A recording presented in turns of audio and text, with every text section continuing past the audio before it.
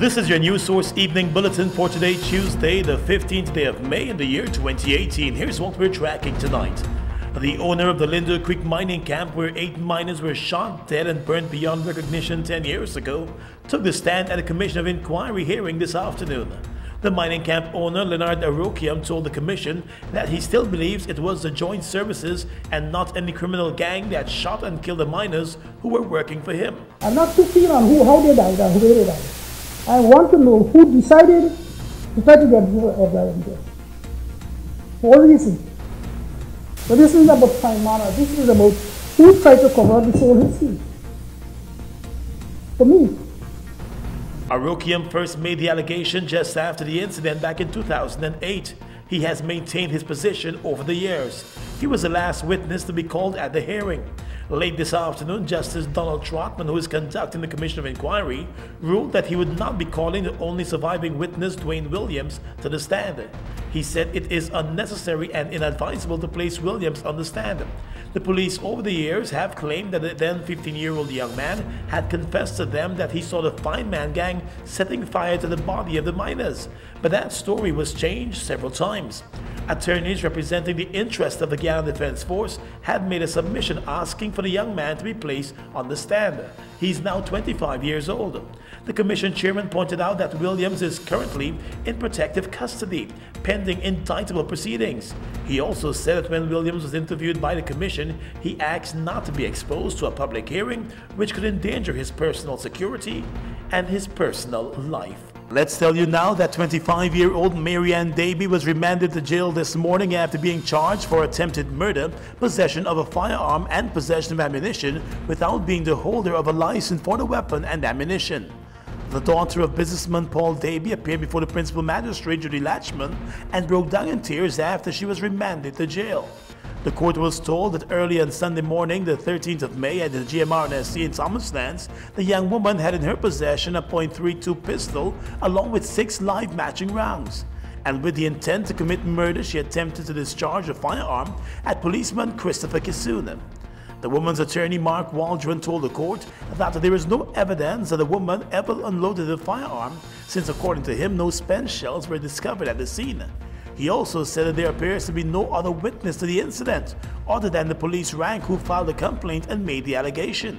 The attorney also told the court that the young woman was never placed on any identification parade, and he said it is his view that the charges were based on malice. Waldron made a passionate application for bail, telling the court that the young woman is a director and finance officer at her family's business. The police prosecutor, however, objected to bail on all of the charges, based on the seriousness of the offenses. He told the court that a police officer responded to the area after he heard gunshots and saw the woman discharging shots into the air. According to the prosecutor, when the police officer approached the young woman, she placed the gun to his head and squeezed the trigger, but the gun was empty. She was later arrested at her Degar's Park home after speeding away from the scene. And bail was refused on the fact that the firearm was used and the offenses were very serious. The young Daby has been remanded to jail until May 23. Her parents and other relatives packed the courtroom and appeared in disbelief when bail was denied. The charges were filed against the woman following advice from the Office of the Director of Public Prosecutions. Still in the courts, former Bishop's High School economics teacher Cohen Jackson was today committed to stand a high court trial for engaging in sexual activity with a child below the age of 16 by abusing the position of trust. Jackson was charged back in March under the Sexual Offences Act. A preliminary inquiry into the matter was completed today before Magistrate Judy Latchman. He will remain free as the matter is moved to the High Court for a jury trial. When he made his first court appearance, bail was refused, but was later granted. When Jackson was initially charged, the court heard that between December of 2010 and May of 2011, he engaged in sexual activity with a child under the age of 16. The charge came 5 months after the allegations against him first surfaced on social media.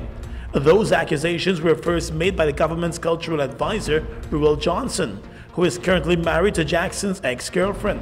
The same young woman is also one of the teacher's former students.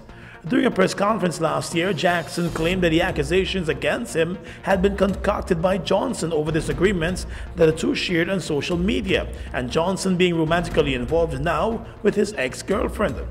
Johnson has consistently denied the claim by Jackson and maintains that he brought the issue to the public's attention after receiving several reports of the teacher allegedly grooming his students for eventual sexual encounters. The Ministry of Education had conducted its own probe into the allegations and had forwarded its findings to the police. Those findings made up the file that was dispatched to the Director of Public Prosecutions, who offered the advice to charge him. And finally this evening, just 1 week after an elderly Guyanese man was busted in Grenada with cocaine, another Guyanese national has been held with the illegal substance in the same island. 47-year-old Guyanese national Derek Patterson has been remanded to jail in Grenada after his appearance in court there on Monday to face a charge of possession of cocaine. According to Grenadian media, Derek Patterson was nabbed by the drug squad and was charged with trafficking of a controlled drug. Just over 5 pounds of cocaine was found in his possession with a street value of over 200,000 EC dollars.